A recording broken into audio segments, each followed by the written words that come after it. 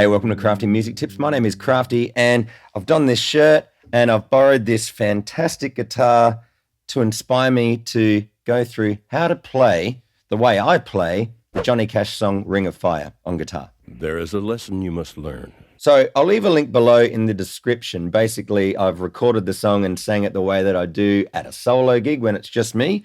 I'm trying to get in all of the horn parts as well as the bass parts as much as I can. Oh yeah, and the guitar parts as well as singing. It's a bit of a challenge, but it's a lot of fun. I really like this song. I really like Johnny Cash. I really like this guitar. There'll be a video out very soon, which is a special story about this particular guitar. But for now, let's get into how I play Ring of Fire. Get it over with. So you only need 3 chords, a G, a C, and a D. Just looking at the chords though, you've got in the verse, love is a burning thing. So that's G, and then a quick C back to G. And then the second half is, and it makes a fiery ring. Now you can do D or D7. I think I alternate just with whatever I feel like at the time. So yeah, so that progression just continues on in all of the verses. And also in the, whenever there's the horn parts, they're the chords that are underneath. Da da da da da da da da da da. Ba ba da ba da ba ba ba.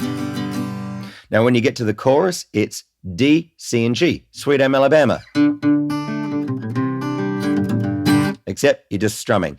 I fell into a burning ring of fire, D major, and then a quick C, then back to G. And it only does that twice, and then it just sticks on the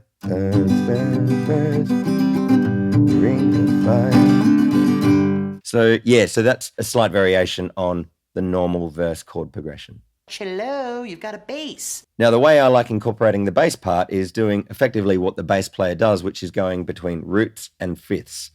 If you're not really sure what I'm talking about, it can be a little bit complex. We'll just try and keep it simple. So basically in a G chord, you've got 3 different notes. We just need the first and the last one. I'm doing this because if we play a scale, the first note is a G, 1, 2, 3, 4, 5, and then the fifth one, 1, 2, 3, 4, 5, the fifth one is the note D. That's true. So if you just alternate between the notes G and D, you can play G here and D there on the 5th fret of the A string, or you can play an open D as well. So I do a bit of both depending on what area that I'm in. But yeah, so effectively just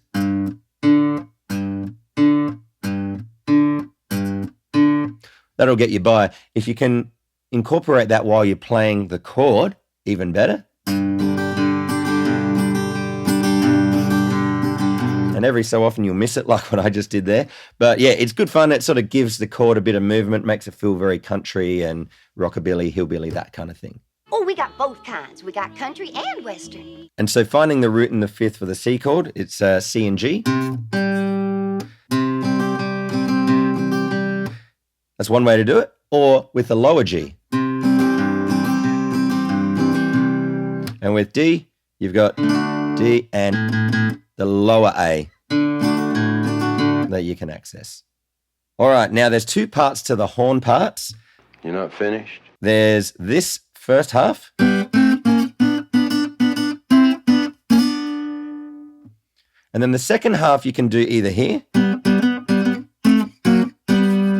or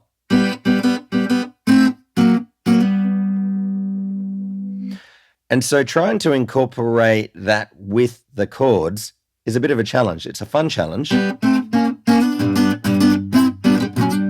As you can see here, I'm using my thumb. I'm so used to just doing this that I actually didn't realize how I did it until that moment. Sometimes that's what will happen. You just get so used to doing something and it won't be conscious. It's nice when you get to that, but then sometimes it can be not nice when you're like, oh God, how do I even do it? And then now that I'm thinking about it, it might bugger me up. The mind is always chattering away with 1,000 thoughts at once. But it's all for a good cause. The second half you can do in two different ways. You can go like that, or like that. It's easier said than done. Easier for me to show you because I've been playing it like this for years. And if you're watching it thinking, well, there's no way that I can do that. Yes, you can. You just got to just slow it down and separate them into small little parts. And then over time, you can speed it up and do more and just get more and more familiar and comfortable with it over time by just continually doing it.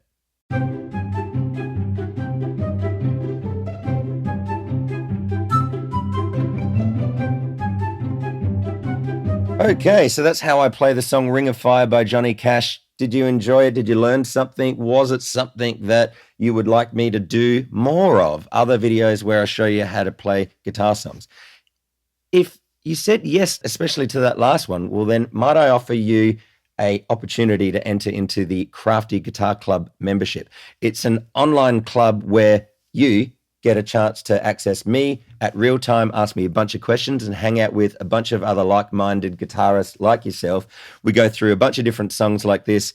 And the number one thing that I try and make sure is happening inside the club is that everybody's having fun. So if that sounds like something for you, well then go to craftyguitarclub.com. And one other thing I'll just throw out there is that currently I've got a first month free deal going. So if that sounds like something that you want to cash in on quickly before it goes away, well then quickly go inside the Crafty Guitar Club membership and sign up, and I'll see you there. I look forward to it. So I hope you enjoyed this video. I'll see you in another one here on the Crafty Music Tips YouTube channel very soon. I'll just say this to sign off. You don't have to do every single thing right now. Just do the next thing. I'll see you soon. Cheers.